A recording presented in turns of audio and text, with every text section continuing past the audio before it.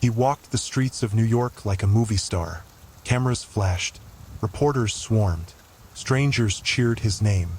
He wore $2,000 suits and diamond rings while ordinary men trembled at just the mention of it. John Gotti.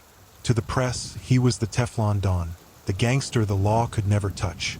To the Mafia, he was a ruthless boss who ruled with both charm and blood. But every empire built on fear has cracks. And behind Gotti's smile, betrayal was waiting in the shadows. John Gotti was born in 1940 in the Bronx, into a family of immigrant poverty. His father worked irregular jobs, barely keeping food on the table. A young Gotti had no patience for hunger. By age 12, he was already running with local gangs. By 14, he had a permanent police record. Teachers described him as bright but uncontrollable. The streets became his classroom, and crime his only career path. He idolized local mobsters, men in sharp suits, respected and feared. They weren't broke like his father. They had power. They had money. By his late teens, Gotti joined Carmine Fatico's crew of the Gambino family, the biggest and most dangerous of New York's 5 families.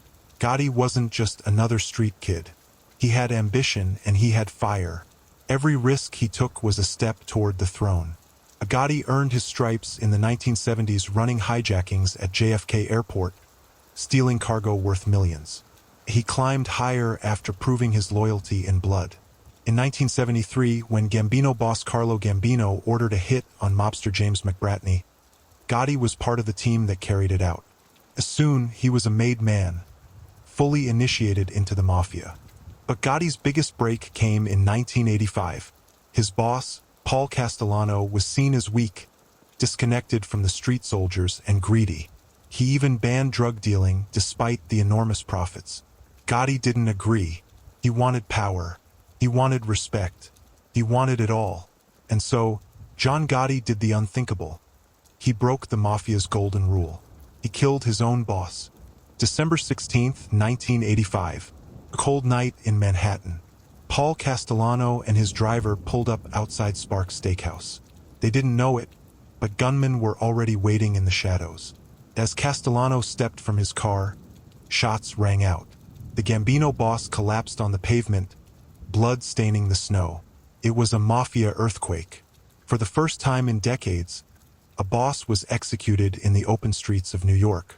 The next day, newspapers screamed of mob war, but insiders knew the truth. John Gotti had just seized the throne. As boss of the Gambino family, Gotti turned the Mafia into a spectacle. He became a celebrity gangster. Unlike the old dons who stayed in the shadows, Gotti embraced the spotlight. Silk suits, wide smiles, and public appearances. Reporters ate it up. He was on magazine covers, in headlines, even in gossip columns. Court cases piled up. Racketeering, assaults, even murder. But charges never stuck. Witnesses vanished. Jurors were bribed or threatened. Prosecutors left empty-handed. The media gave him his iconic title, the Teflon Don. But Gotti's arrogance was his weakness, because while the cameras adored him, the FBI was watching and listening. The FBI bugged Gotti's headquarters, the Rave Night Social Club in Little Italy. For months, hidden microphones recorded his conversations. On those tapes, Gotti spoke freely, ordering hits, discussing murders, even criticizing his underboss, Sammy, the bull Gravano. Gravano had killed 19 people for Gotti. He was loyal. He was feared. But when he realized Gotti was blaming him on the tapes, his loyalty snapped. Facing a life sentence, Gravano did the unthinkable. He flipped. He testified for the government, exposing everything. In 1992, John Gotti was convicted of murder and racketeering. The courtroom buzzed as the verdict was read. Guilty on all counts. The Teflon Don's armor had shattered. He was sentenced to life in prison without parole. In the underworld, his downfall sent shockwaves. The Mafia had lost its last celebrity boss. Gotti spent his final years behind bars, dying of throat cancer in 2002 at the age of 61. To some, Gotti remains a folk hero, a working-class outlaw who took on the system. To others, he was the man who brought the Mafia crashing down.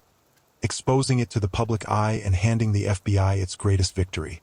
His reign was short, but his legend is eternal. But Gotti's story doesn't end with his prison cell, because his betrayal, his assassination, and his downfall are all connected to one bloody night in Manhattan. The night Paul Castellano was cut down outside Sparks Steakhouse. And that is where our story continues.